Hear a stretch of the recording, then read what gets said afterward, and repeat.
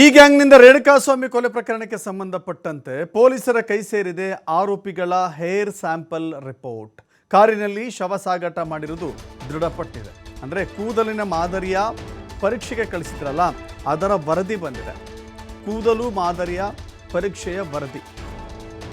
ಕಾರಿನಲ್ಲಿ ಶವ ಸಾಗಾಟ ಮಾಡಿರುವುದು ದೃಢಪಟ್ಟಿದೆ. ಕಾರು ಪರಿಶೀಲನೆ ವೇಳೆ ಆರೋಪಿಗಳ ಕೂದಲು ಸಿಕ್ಕಿತ್ತು. ಅದನ್ನು FSLಗೆ ಕಳಿಸಿದ್ರು ಪೊಲೀಸರು. ಶವ ಸಾಗಿಸಿದ್ದಂಥ ಆರೋಪಿಗಳದ್ದೇ ಈ ಕೂದಲು ಅನ್ನೋದು ದೃಢಪಟ್ಟಿದೆ. ಶವ ಸಾಗಿಸಿದ್ದಂಥ ಕಾರ್ತಿಕ್, ನಿಖಿಲ್, ಕೇಶವಮೂರ್ತಿ, ರವಿಕುಮಾರ್ ಈ ಎಲ್ಲರ ಕೂದಲಿಗೂ ಮ್ಯಾಚ್ ಆಗಿದೆ.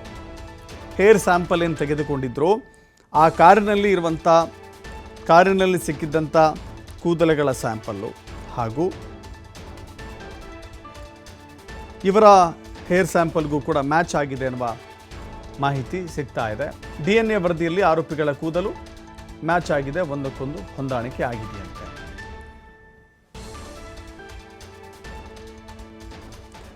DNA ರಿಪೋರ್ಟ್ನಲ್ಲಿ ಏನಿದೆ ಅನ್ನೋದನ್ನು ನೋಡೋದಾದರೆ, ರೇಣುಕಾಸ್ವಾಮಿ ಹಲ್ಲೆಗೆ ಬಳಸಿದಂಥ ವಸ್ತುಗಳ ಸಾಕ್ಷ್ಯ, ಲಾಠಿ, ದೊಣ್ಣೆ, ಬೆಲ್ಟ್ನಲ್ಲಿ ರಕ್ತದ ಮಾದರಿ.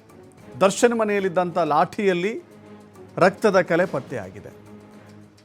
ರಿಪೀಸ್ ಪಟ್ಟಿ, ದೊಣ್ಣೆಗಳ ಮೇಲೂ ಕೂಡ ರಕ್ತದ ಮಾದರಿ. DNA ಪರೀಕ್ಷೆಯಲ್ಲಿ ರಕ್ತದ ಮಾದರಿ ಮತ್ತು ಕೂದಲಿನಲ್ಲೂ ಕೂಡ ಆರೋಪಿಗಳ ಇಬ್ಬರೇ DNA ಮ್ಯಾಚ್ ಆಗ್ತಾ ಇದೆ. ಅವತ್ತು ಕೊಲೆ ನಡೆದಿರುವಂಥ ದಿನ ರೇಣುಕಾಸ್ವಾಮಿಯ ಶವವನ್ನು ಸಾಗಾಟ ಮಾಡ್ತಾ ಇದ್ರಲ್ಲ, ರೇಣುಕಾಸ್ವಾಮಿಯ ಶವವನ್ನು ಸಾಗಾಟ ಮಾಡಿದಂಥ ವ್ಯಕ್ತಿಗಳ ಕೂದಲುಗಳು ಆ ಕಾರಿನಲ್ಲಿ ಲಭ್ಯವಾಗಿತ್ತು.